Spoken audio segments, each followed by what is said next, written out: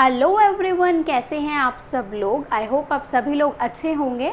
आज की वीडियो में हम लोग डिस्कस करेंगे इंटरनल ट्रेड के बारे में। ठीक है, बहुत ही ब्रीफ सा छोटा सा टॉपिक है जो मैं इस वीडियो में आपको बताऊंगी। फिर आगे हम इसी की सीरीज़ को धीरे धीरे कंटिन्यू करते रहेंगे। ठीक है, सारे टॉपिक्स आप लोगों को पढ़ाऊँगी।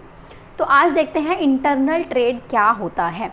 इंटरनल ट्रेड, अब आपको ये भी पता है कि ट्रेड क्या होता है, buying and selling of goods and services.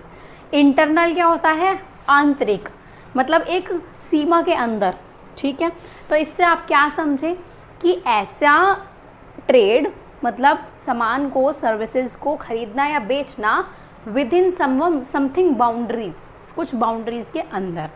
तो वही हम देखते हैं, buying and selling of goods and services with in the boundaries of a nation. एक देश के अंदर ही अंदर जो सामान बेचा जा रहा है, खरीदा जा रहा है, जो सर्विसेज अवेल की जा रही हैं, सर्विसेज रेंडर की जा रही हैं, वो सब आपका किसके अंदर आता है, इंटरनल ट्रेड के अंदर। क्लियर है? एक बार और बताती हूँ, इंटरनल ट्रेड का मतलब है with in the nation, with in the boundaries of nation. जैसे आपका नेशन क्या है, आपका नेशन है इंडिया, तो इंडिया के अंदर अंदर जो आप ट्रेड कर रहे हैं that will be called internal trade. और अगर आप उसके बाहर भी और देशों के साथ ट्रेड कर रहे हैं that means external trade. Clear है? बहुत ईजी टॉपिक है, बहुत ईजी वे में मैं आपको एक्सप्लेन भी कर रही हूँ।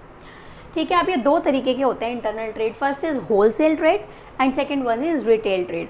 होलसेल, रिटेल ये तो आप डेली लाइफ में भी बहुत सुनते होंगे। जैसे आप कहीं मार्केट में जाते हैं, सामान लेकर आते हैं, तो कोई रिटेलर्स होते हैं जो छोटी सी दुकान में कुछ लिमिटेड सामान रखते हैं, बहुत ज़्यादा क्वांटिटी में नहीं रखते। होलसेलर्स होते हैं, होलसेल में जो सामान बेचते हैं, यानी बहुत बंडल के बंडल, बोरे भर भर के बेचते हैं, यानी उनकी लार्ज क्वांटिटी में उनके पास सामान होता है। तो वही चीज़ है ये एग्जैक्ट। होलसेल ट्रेड क्या हुआ, buying and selling of goods and services in large quantities, and for the purpose of resale और इंटरमीडिएट यूज। अब इसका क्या मतलब हुआ कि buying and selling of goods and services in large quantities, बहुत ही लार्ज क्वांटिटीज, बहुत ह्यूज अमाउंट में जब सामान बेचा और खरीदा जा रहा है, and specially for the purpose of resale, मतलब उसको दोबारा से बेचने के लिए। मान लीजिए किसी बहुत बड़ी फैक्ट्री में, बहुत बड़े कारखाने में मैन्युफैक्चरिंग हो रही है किसी भी सामान की। अब एक पर्सन जाके उससे बहुत सारा सामान ले आया, अपने गोदाम में उसने वो सामान भर लिया, तो वो होलसेलर हो गया। अब वो आगे, ये तो है नहीं अपने आप बेचता रहेगा सामान, वो आगे किसको देगा, रिटेलर को देगा।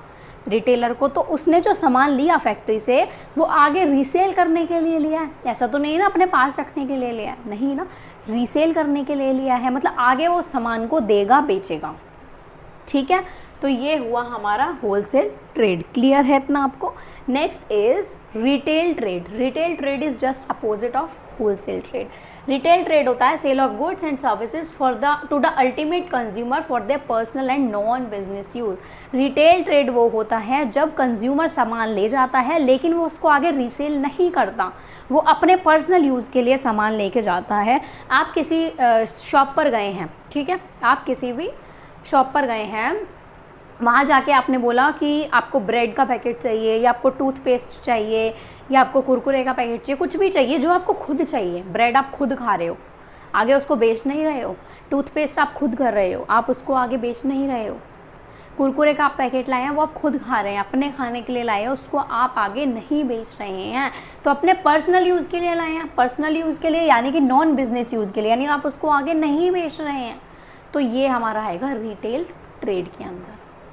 क्लियर है? कितना अच्छा और इंटरेस्टिंग टॉपिक है, छोटा सा टॉपिक है, अभी जस्ट बेसिक क्लियर किया है इस वीडियो में मैंने आपको। इसका आगे आगे जैसे जैसे और वीडियोस आएंगी उसमें मैं आपको और डिटेल में चीज़ें समझाती रहूँगी। तो कोई भी डाउट है तो मुझसे कमेंट सेक्शन में पूछ लीजिएगा। फिर मिलते हैं हम अपनी नेक्स्ट वीडियो में। Bye bye.